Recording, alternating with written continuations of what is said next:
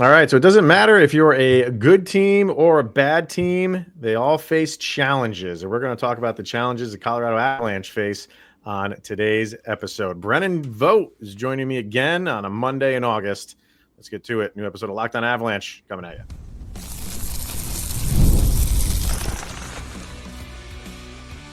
You're Locked On Avalanche, your daily podcast on the Colorado Avalanche. Part of the Locked On Podcast Network. Your team every day. All right, everybody, welcome to another episode of Locked On Avalanche, part of the Locked On Podcast Network, your team every day. I'm your host, Chris Maselli. Thank you for tuning in and making this your first listen of the day. That is always appreciated. If you want to get in on the conversation, join our subtext. Link is in the show notes below. You chat with me one-on-one. I get your opinion, everything Avalanche related, and share it on this very podcast. Joining me again, he joined last Monday, and we said, why not just come on Mondays in August when it's just the doldrums of the off season. You'll be our Monday guy through the month of August. So how's the week gone for you, sir? Been pretty I got good? to play hockey, so Well, went well. Playing hockey in August is that must have been playing at like the Dallas arena. No? How was the ice? Okay.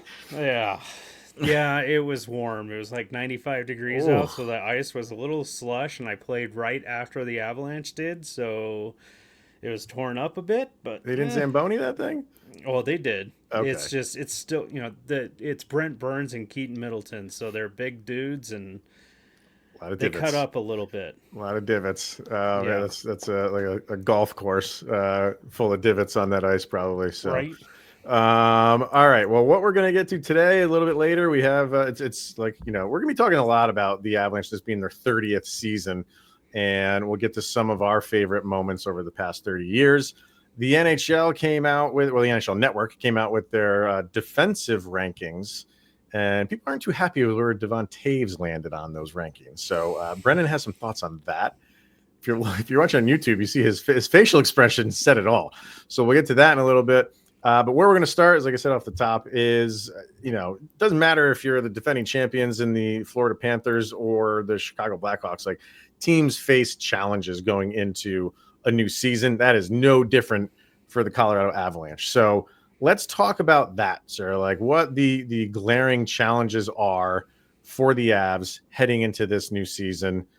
Throwing out, and we'll kind of just go back and forth and kind of talk about these. Depth is going to be an issue as of right now. Mm-hmm. Alex Barboulay is going to be one of those main challenges. I can't say that he's a bad player. I love the fact that they picked him up. It's just the fact that they're going to be hesitant to bring him up, as anytime that anytime that the Kraken brought him up, or anytime that the Tampa Bay Lightning brought him up and tried to waive him, he got picked up. So I would think that. I see. Okay. Yeah. That's always an issue. You never want to lose guys. Yes. And you always worried about that. Like, when you bring them up and then you have to send them back down, they got to pass through the waivers. You're like, yeah, I know this guy is not like make or break for your team, but it's nice to have him around, and it's nice to have this guy like brought up when you need him and someone else could claim him. So you're kind of feeling like it happened once before, this could be history repeating itself, just in a different uniform. Yeah. Well, not Arizona now, but Utah. Right. Yep. And you don't want Utah just sitting there in the wings like, yes, they're gonna put him on waivers, and we can just pick up a really good player and put him on our fourth line, or like they did with Johansson, and then just have him sit for a month.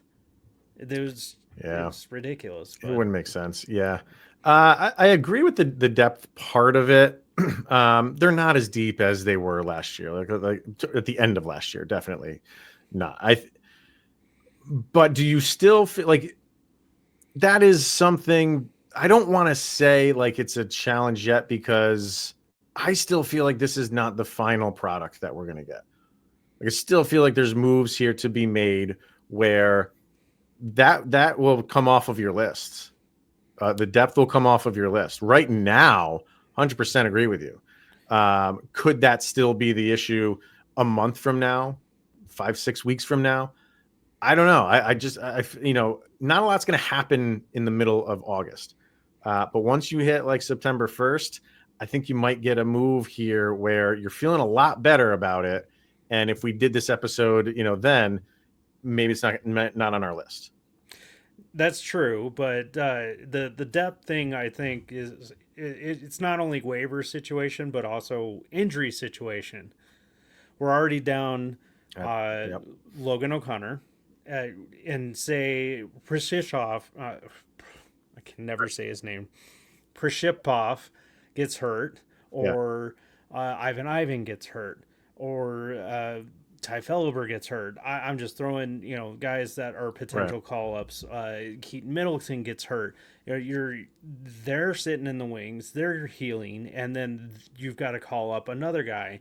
And then being an AHL reporter, I'm thinking about the results of what may happen down the long run, down the ladder. So that's only going to hurt the Eagles. It's only going to hurt the Grizzlies. And it's just a waterfall effect. Yeah.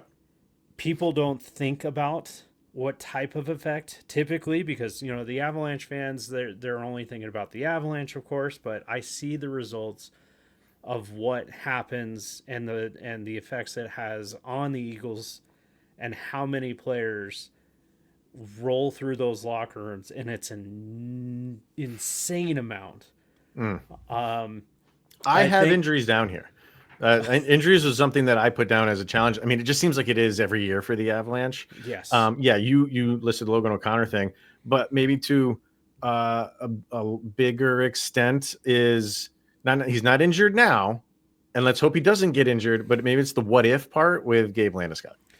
Yeah, that could pose a challenge. Just go to the worst case scenario, and it's just not feeling right for him. Now we got a whole nother set of problems or another set of challenges to replace that. They've been doing that the past 3 years with him not being there, but it would be nice if, again, that just comes off of your board. That, you check that off the list and hey, Landeskog is fine. But I think the first month of the season, people are going to be watching him after every single game. How's he feeling the next day? Every shift. And it's going to take every shift. It's going to take some time for everybody to get comfortable with. I don't have to think about that for Gabe Landeskog as far as the knee goes. Just the regular bumps and bruises of I want to get to that point. Just regular bumps and bruises of a hockey season with Gabe Landeskog, and not how is the knee, because that's going to be the question for many, many games. Well, yeah, that, and I recall sitting there at the Eagles game when he first played his first game in mid-April, beginning of April, and there were some people sitting there with stopwatches. Like some for of what us purpose? were Just for his speed or what? Just to check his check how long his shifts were. Oh, the shifts. Okay. And then also we're tallying how many shifts he took during the game. And things like that. And I feel like people are going to be doing the same thing for 10, 15 games. Sure. And assuming that he's going to be playing 10, 15 games in a row. I know. You think there's going to be some load management with him? Think so? I think the management wants to do it, but I don't think he wants to.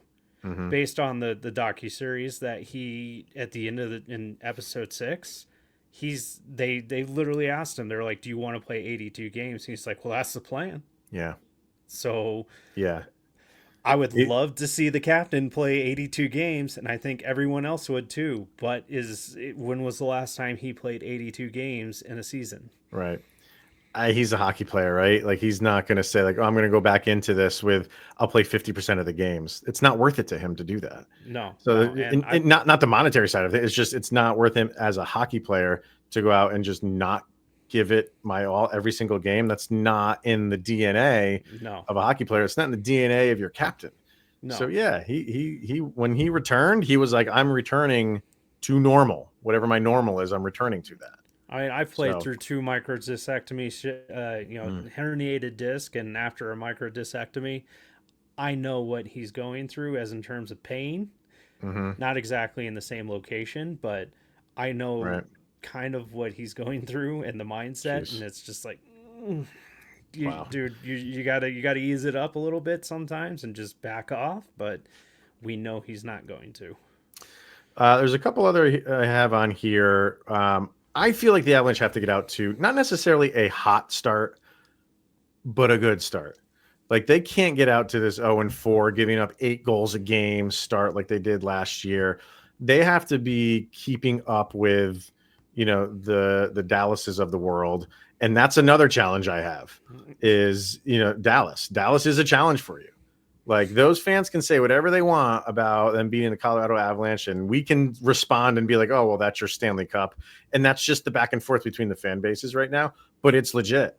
Like you have to go out and you have to beat Dallas. Not in the regular season. Sure, beat them in the regular season. But if it comes again where you are face to face with them in the playoffs, you absolutely have to beat them. If you don't, there's going to, I think they're running this back for the most part for this year. If it happens again, like we might be seeing a mass exodus in certain spots, front office included. So that to me is, and you might have to wait. Well, you will have to wait for that because that's the playoffs. But that is a massive challenge for the Avalanche that they have to face head on. Well, and Dallas is game 3, if I recall correctly. So it is. Is it 3? Yeah, it's game 3. Yeah. So and that's nice. You can set the tone a little bit early. You get a nice home win against them, and it makes you feel good. It doesn't erase what happened in the playoffs, but it makes you feel good. And that's where those two things kind of go hand in hand. Getting off to a good start, beating Dallas is part of that, right?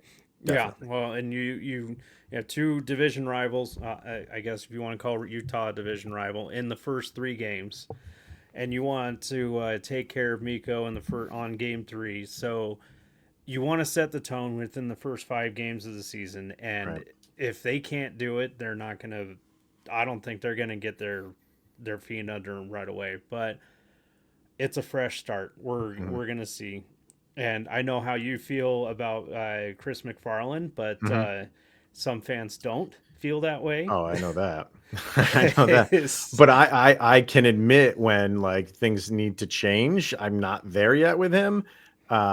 And if we'll see how this season goes, I don't defend these people to the end of the earth. When I feel like a change needs to be made, I will own up to that. I don't think it's now. It's not now, but we'll talk. Still need to be made, in my opinion. That's just me. All Can't sit around the whole month. All right. Well, we'll see where it goes. All right, let's get our first break in. When we come back, we'll talk about this Devon Toews defenseman ranking. Are we upset about that? I think a lot of people are. So we'll talk about that. We'll do that next. Let's hear from Monarch Money. Most people can't name all their financial accounts or even what they're worth, and whether it's 401ks, properties, or investments. And when you don't have the full picture, you can end up leaving money on the table. And that's why there is Monarch Money. It's an all-in-one personal finance tool that brings your entire financial life together in one clean, easy-to-use interface on your laptop or on your phone. Monarch does the heavy lifting for you. You can link all your accounts in minutes, see clear data visuals, get smart categorization of your spending, and finally feel in control of your money without ever touching a spreadsheet. I wonder if they have a pie chart with just a section of that pie just for like hockey jerseys. Because that would take up it'd be like that meme where it's like hockey jerseys, but in green. It'd be like that. A lot of money goes towards that. So don't let financial opportunities slip through the cracks. Use code LOCKEDONNHL at monarchmoney.com in your browser for half off of your first year. That's 50% off your entire first year at monarchmoney.com. Once again, the code is LOCKEDONNHL. Go check out Monarch Money today. All right, the NHL Network is doing their rankings. They've done. I only seen wingers and defensemen. Have they done centers and goalies and things like that? I haven't seen it, but I haven't seen them. I don't think they have. So the ones that they did wingers, and Kucherov I think was the lead guy on the wingers. But for defensemen, Cale Makar is at number 1. I think as a surprise to nobody. Last year, Devon Toews was number 10 on this list. This year, he's number 17. Did he do anything wrong to drop 7 spots in one season, sir? No, he didn't. In fact, I think he's got one of the most underrated poke checks in the game, but that's just me. No, that's a lot of people, I think, underrate him. And I just wonder how much of it is the Cale Makar factor. Yeah. Of like, oh, he's playing with Cale Makar. But on one end, you have people say like, oh, he's just underrated. And you put him on any other team and he's like, the top defenseman on that team. And well, then you can't turn around and say like, well, he's benefiting from Cale Makar at the same time. Those two things don't like meet anywhere. So, but I can't figure out how he could drop 7 spots. If you want to say he can drop a couple because you had guys like Zach Werenski kind of just like go off the wall this year because he's going to, and he did. And Werenski went from, Werenski was 14 and he moved up to 4.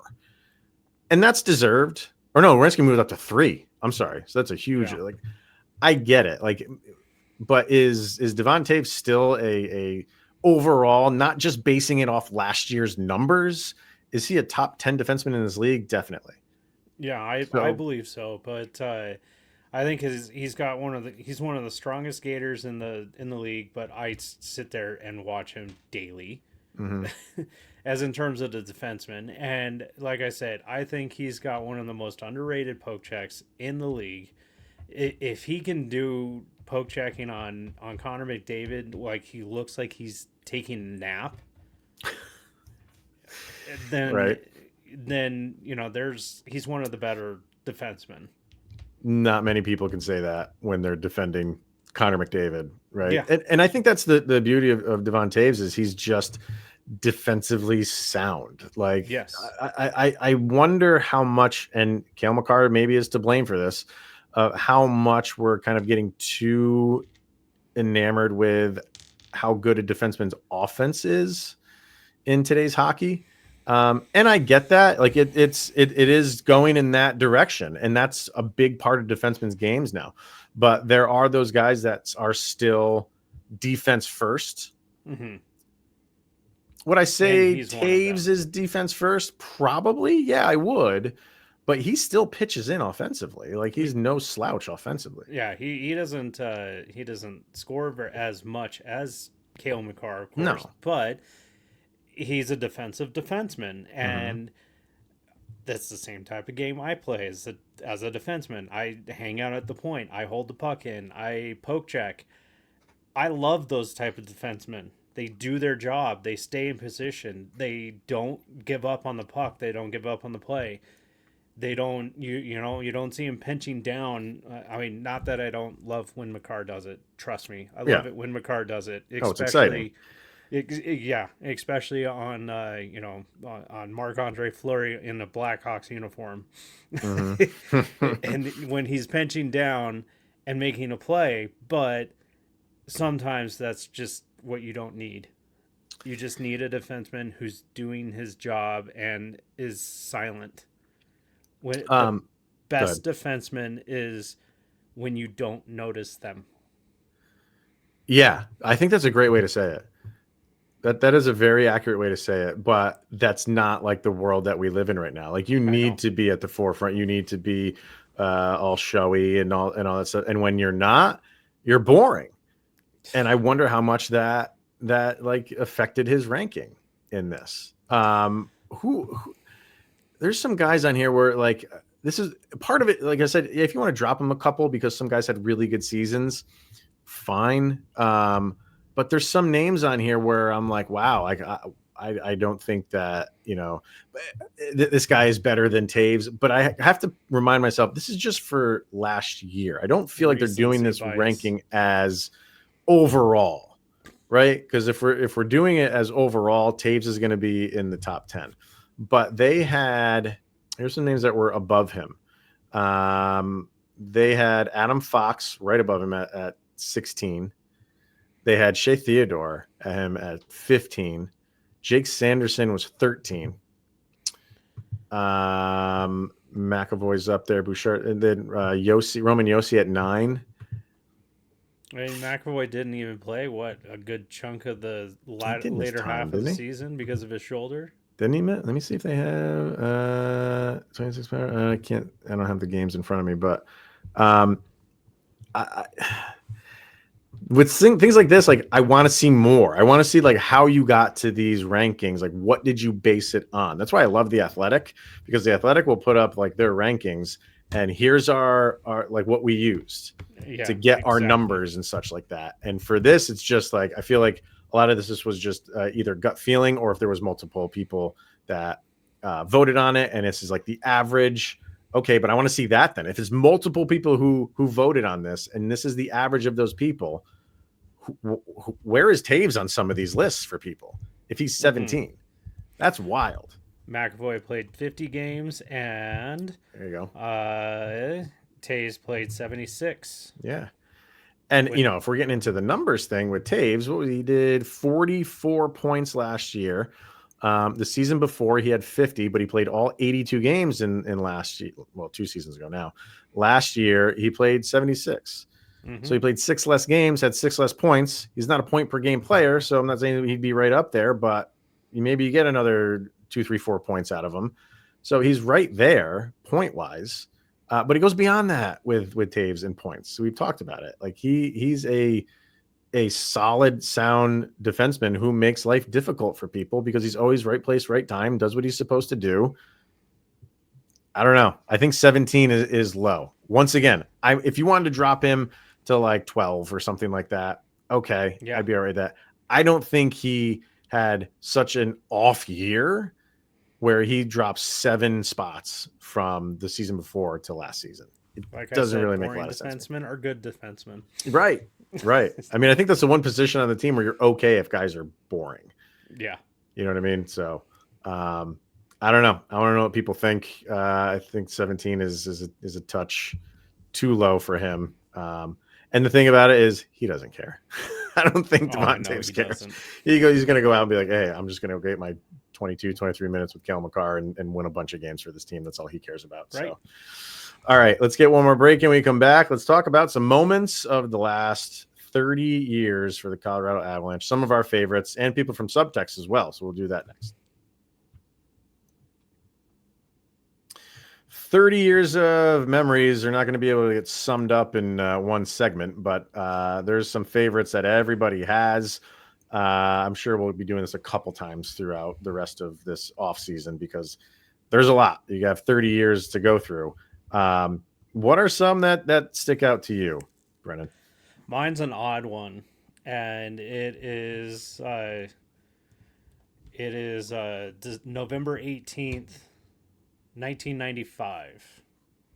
And everybody's going to ask me, well, why that day? And it was a 5-2 win over Calgary. And it was my first Avalanche game at McNichols Arena ever. And first of many, of course. But it was first time I just saw Joe Sakic score. It was the first goal. Assisted by Chris Simon and Claude Lemieux. Bad names to see scored. And then Sandis Ojulid scored with Peter Forsberg as the assist. So, So you saw them all. Yeah, Andrei Kovalenko scored. So now I've seen father and son score. Wow. So it was a burning moment into my skull a little bit. And what was the date? You said November? Was it November? November 18th. It was my birthday present that year. They were only a month and some change in existence. So this was, early on in the inaugural season. I can't imagine. That must have been some difficult tickets to come by. I don't know how my dad got them, but he got them, and we'd been to plenty of Nuggets games in McNichols, but it was our first time being to an Avalanche game. We'd been to a Denver Grizzlies game before, and I saw Derek Anderson play there, and I was just hooked on hockey at that point. Yeah.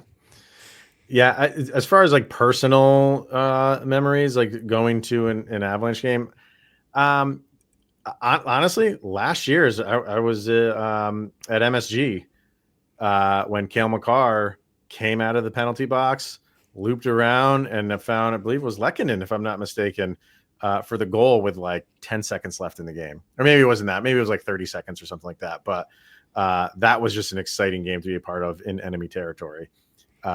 What a personal game that was to go see. But other than that, like the games I've seen in person have been, I mean, all hockey games are exciting, but Of course.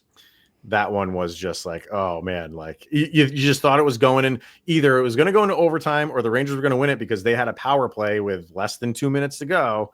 And here comes Cale Makar out of the penalty box and just does Cale Makar things. That was an awesome experience. Overall, like for like some of the bigger moments, I didn't want to go down the road of, like Ray Bourque lifting the cup because that's at the top of everybody's list. I didn't see it. Do you care to share why? I was working. I couldn't get the night off. I was working at the local movie theater at the time. And my wife, then girlfriend, wouldn't switch shifts with me. And you still went ahead and married her. Yes. Wow. You are. But she has sacrificed a lot since then in order to make all this happen. Yeah. So, and then I do remember there's a drop off loop in front of the theater that people were driving by with like aluminum foil Stanley cups, and they were doing it out of the moon roofs and honking the horn and things like that. So I do remember that very well. That's cool. So it was definitely an experience. But so outside of that, like the Bourque thing, to me, like the game 82 versus St. Louis, when it was win and go to the playoffs a year after you had one of the worst seasons on record. And not only was it just like win and go into the playoffs, that was true for both teams. Like both teams, whoever won that game, it was win and you're in. And the fact that, so all of that stuff, just the year before was just horrible season. And, then Patrick Waugh leaves, or not Patrick Waugh, he left the year before, but that was the first year with Jared Bednar. And like, it was like, should we even bring him back after 1 year?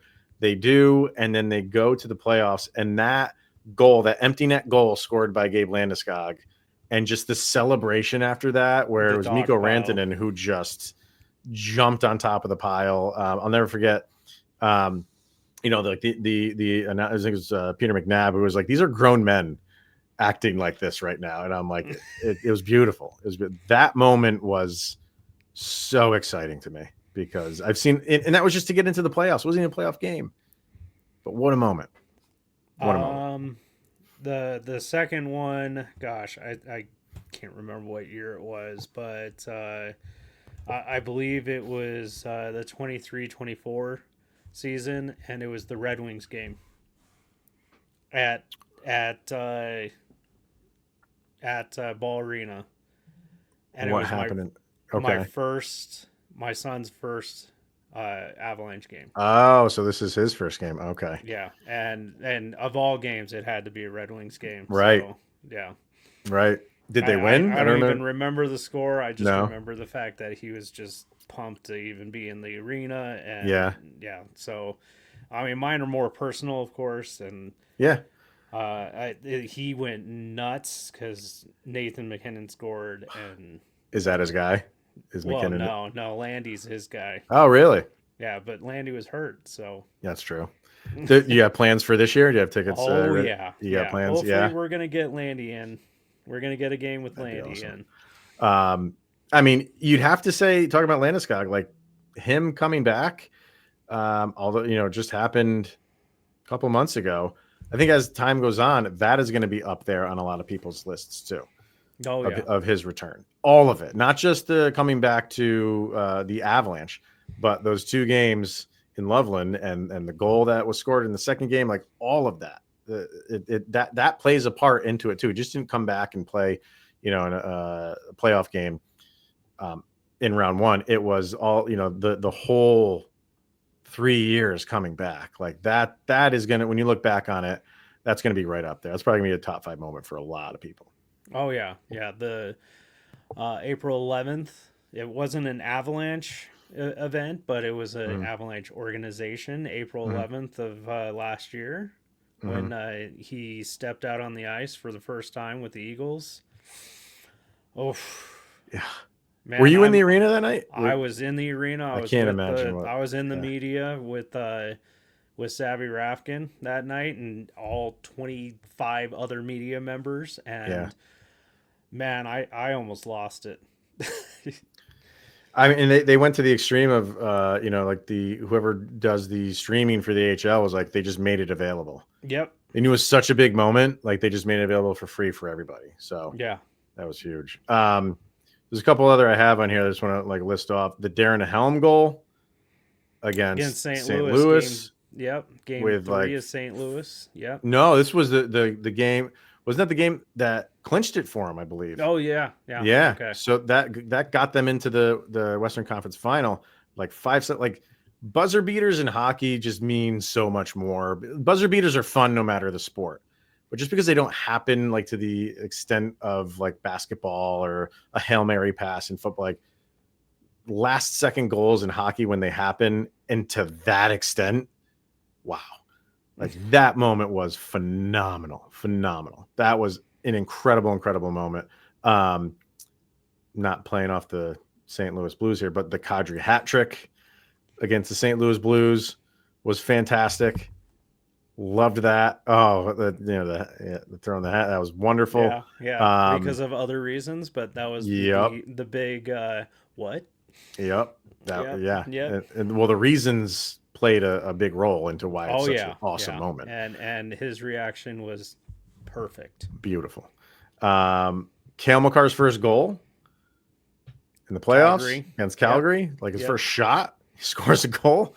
Loved that one. And then to a much, much lesser extent, this was just like, this is not going to be on anywhere like on a top 10, even probably like top 25 list for the Avs. But when Nathan MacKinnon gave up his hat trick and just passed the puck over to Logan O'Connor for an empty netter so he could get a hat trick.